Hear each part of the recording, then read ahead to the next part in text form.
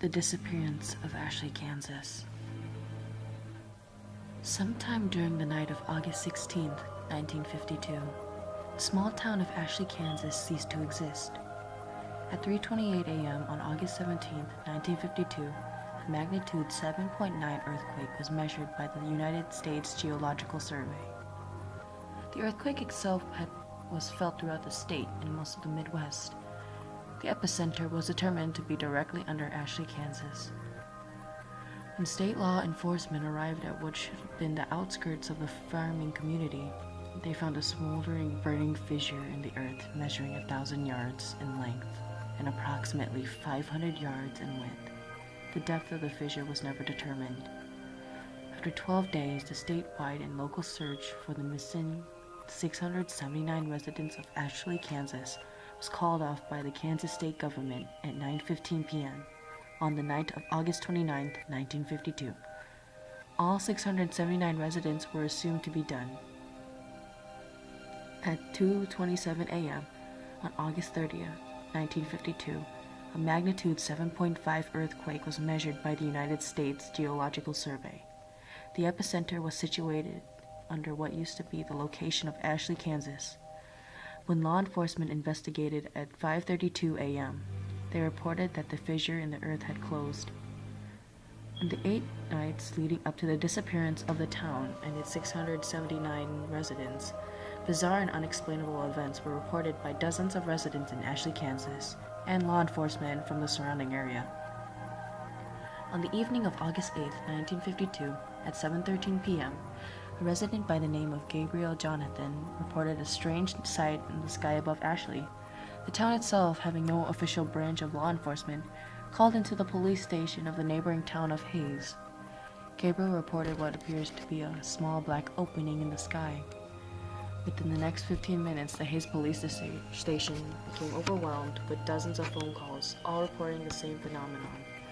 The phenomenon was never reported by any neighboring communities. A decision was made to send a trooper to Ashley to investigate the matter the following morning. At 7:59 a.m. on the morning of August 9, 1952, Hayes police officer Alan Mace radioed the Hayes police station. He reported that despite following the one-way road leading into Ashley, he had become lost. According to his report, the road continued along its normal path, but somehow ended up back in Hayes. Officer Mace went on to add that the road never curved or bent in any direction. At 9:15 a.m., 7 of the town's 10 police cars were sent to investigate the situation, and all members of the team came to the same conclusion. The only road leading into Ashley stopped leading into Ashley, but instead led back to Hayes. Phone calls continued to pour into the Hayes police station, all reporting that the black opening in the sky continued to grow in size. All callers were advised to remain inside and to not travel outside unless absolutely necessary. At 8:17 p.m., Mrs. Elaine Cantor reported her neighbors, Mr. and Mrs. Wilton, and her 2 children, Jeffrey and Brooke, missing. According to Mrs. Cantor's phone call, the Miltons attempted to leave town in their family car earlier in the evening. They never returned. Law enforcement officials from Hayes never reported the car or individuals coming up the one-way road. At 7:38 a.m. on the morning of August 10, 1952, phone calls from Ashley into the Hayes police station reported that the town was in total darkness. The sun had never risen. At 10:15 a.m., at the request of Hayes law enforcement, a helicopter from Topeka, Kansas, flew over the region in which Ashley, Kansas stood. The town was never observed from air. At 12:43 p.m. on the afternoon of August 11, 1952, Miss Phoebe Danielski called into the Hayes police station. She reported that her daughter Erica had begun to have conversations with her father, who died 3 years prior in a drunk driving accident. To add to her concern, Miss Danielski reported that Erica was attempting to go outside into the dark to join them. Over the course of the next 12 hours, a reported 329 phone calls were placed into the Hayes police station, all describing similar phenomenon with the children of the town. following morning of August 12, 1952, the situation became dire. During the middle of the night, all 217 children in the town of Ashley, Kansas, disappeared. A reported 421 calls were placed into the Hays Police Department. Unable to be of any useful assistance, Hays law enforcement instructed all callers to remain inside and to avoid any and all attempts at finding the missing children.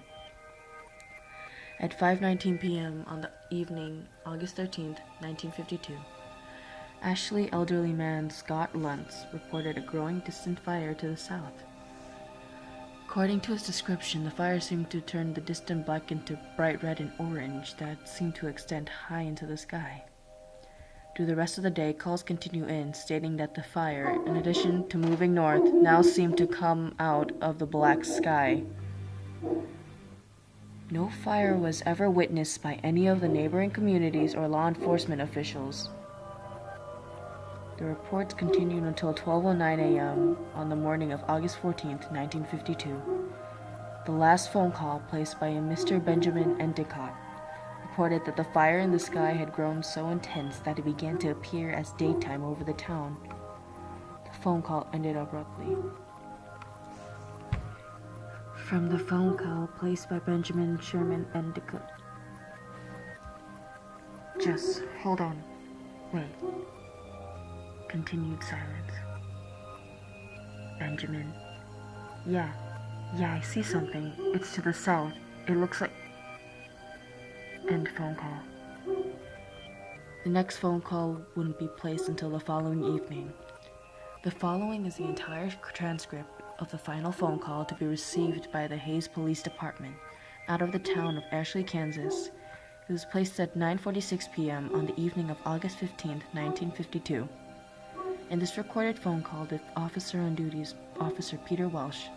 The caller has been identified as Miss April Foster. Begin phone call. Hays Police Department. Muffled static. Hello? Yes, hello? Ma'am, who am I speaking with? My name is April Foster. Please, sir, please help me. What is happening, ma'am? Last night they came back. Ma'am, I'm going to need you to... Last night they came back. Ma'am, I'm going to need you to calm down and speak clearly. What happened? Who came back?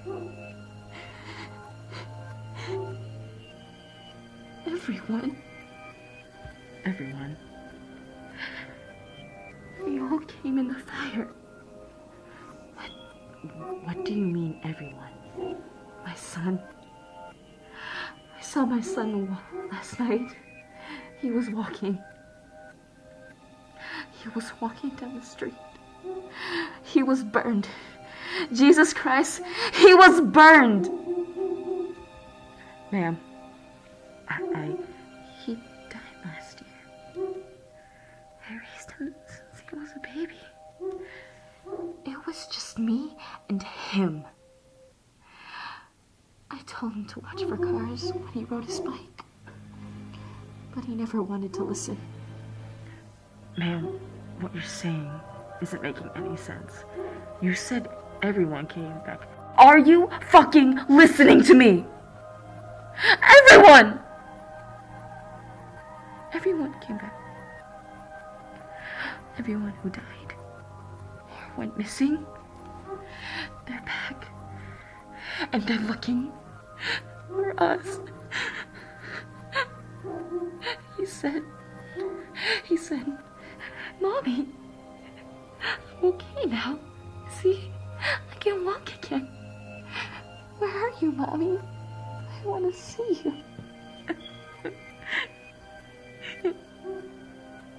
Ma'am, where are you now?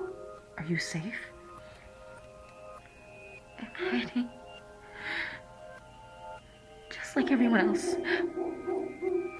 We saw him coming through the fields, and some people Open the doors for them. God, I'm screaming. I don't know what happened to them, but their houses caught fire and they caved in. I have my curtains drawn. I'm hiding in the closet right now and... Ma'am, is everything alright? Are you okay? Ma'am?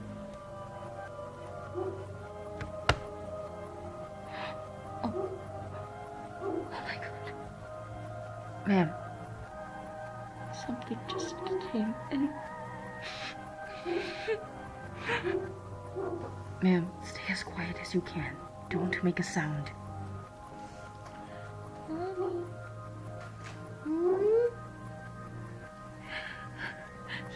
He came inside. Stay absolutely still. Don't leave. Mommy. Mommy, where are you hiding? Stay quiet.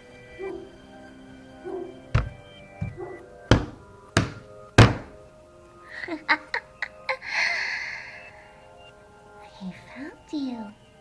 Mommy? Ma'am! Ma'am! End of phone call. The following morning at 6:05 a.m.,